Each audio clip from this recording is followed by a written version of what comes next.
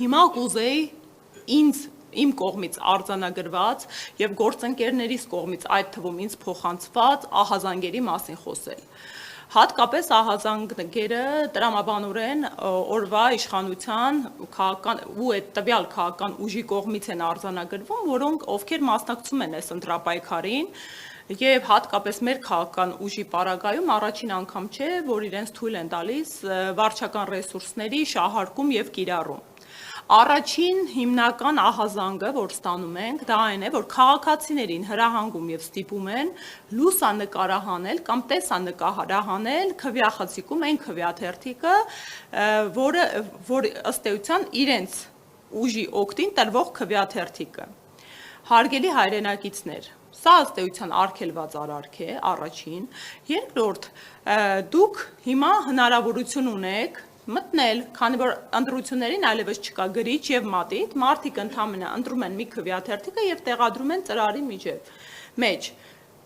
Դրեք այդ տվյալ ուժը, եթե վախեր ունեք, ճնշման եք ենթարկում, նկարեք, այնուհետև նետեք աղբար կղա եւ ընտրեք այն քաղաքական ուժին, որին իսկապես ցանկանում եք տալ ձեր քվեն։ Սա մեկ։ Երկրորդը, ահազանգեր ենք ստանում, որ մարդկանց ստիպում են մասնավորապես մեր ուժեղ Հայաստան դաշինքի երրորդ համարի քվեաթերթիկը դուրս բերել որպես ապացույց, որ մեր օգտին չեն քվեարկելու։ Հարգելի հայրենակիցներ, սա իրավախախտում է եւ դուք ինքներդ կարող եք խնդիր ունենալ, եթե արձանագրվես, որ դուք քվեաթերթիկ եք դուրս բերում։ Հետևաբար, կրկին ասում եմ, մի թույլ տվեք, որպեսզի ձեր նկատմամբ հարկադրանքի միջոցներ կիրառեն ու դուք եք դառնալու ու հիմնական այն աղբյուրը, ովքեր որոշելու են, թե ով է մեր Հայաստանի Հանրապետության հաջորդ իշխանությունը եւ այս ճնշումներին վերջ տալու հիանալի ու շատ մոտալուտ հնարավորություն ունեք, հետևաբար կրկին եմ ասում, թեկուզ առնվազն այն տեսանկյունից, որ ռիսկ է, մի գնացեք ռիսկի կատարելու իրավախախտում, որովհետև քվեաթերթիկ դուրս բերելը, բացի այն, որ ձեր կամքի վրա հարկադրանք է եւ ճնշում ձեր նկատմամբ, նաեւ իրավախախտում է, որը կարող է հետևանք ունենալ։ Եվ երրորդ ահազանգը, որի մասին էլի լսել էինք նախորդ ընտրություններին, դա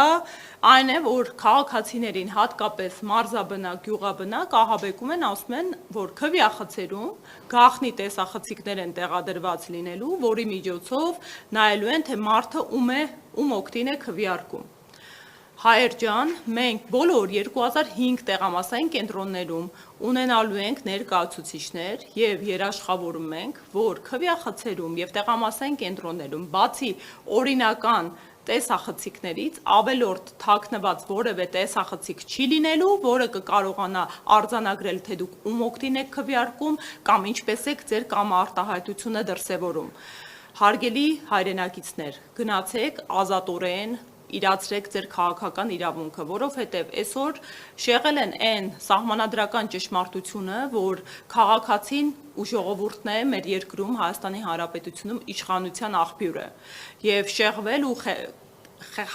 խեղել են քաղաքացիական պայմանագիրը քաղաքացու հետ։ Դա բացարձակ ճշմարտություն է, դա սահմանադրորեն ամրագրված հիմնադրույթ է, որ ժողովուրդն է իշխանության աղբյուրը եւ մեր նպատակն է, որ մեր երկրում հնարավորություն ունենանք կազմակերպել եւ իրականացնել արդար, հավասար, ուղղակի, ընդհանուր ընտրություններ, որովհետեւ հենց ընտրությունների որակն է տալիս տվյալ պետության իրավական ու ժողովրդավար լինելու հիմնական գնահատականը։ Հիմա հաշվի առնելով այս միջամտությունները եւ մի շարք այլ խախտումներ, որոնց հետքերով մենք դիմումներ ենք ներկայացնում կենտրոնական ընտրական հանձնաժողով, օրինակ նույն վարչական ռեսուրսների կիրառման դեպքերը, տեխնիկական, նաեւ նշեմ, որ խախտումները իրենց բնույթով լինում են տեխնիկական եւ բովանդակային։ Տեխնիկական են օրինակ պաստառների հետ կապված գործընթացները, կրկին, մենք արձանագրած ունենք դեպքեր, այդ թվում տեսանյութ, ինչպես են իշխող ուժին քաղաքացիական պայմանագրին առնչելի գործիչներ մարդիկ, ակտիվիստներ պատռում մեր պաստառները ուժեղ Հայաստան դաշինքի։ Դա եւս իրավախախտում է եւ պետք է հետևանք կրեն։ Բայց Բովանդակային առումով էլ մենք բովանդակային առումով է հարգելիներս ավարտեմ ու հարցերին անցնենք։ Բովանդակային տեսանկյունից էլ խախտումներ են, երբ օրինակ վարչական ռեսուրսներն են կիրառվում։ Մի հետաքրքիր ինֆորմացիայով կիսվեմ, չխորանամ, մեր դիմումների բովանդակության մեջ ժամանակ նայենք, մենք վեր ենք հանել ցուցակներից մոտավորապես հազարավոր հասցեներ, իսկ կոնկրետ 100-ը գերազանցող 689 հասցե, որոնց վրա 100-ից ավել մարդ է գրանցված, հաշվառված։ Սրա հետքև կոնկրետ օրինակ մի հասցե կա, որի վրա 303 անձ է հաշվառված։ Սրա հետքերով դիմել ենք թե ներքին գործերի նախարարություն, թե կենտրոնական ընտրական հանձնաժողով պարզաբանման նպատակով, որովհետև առնվազն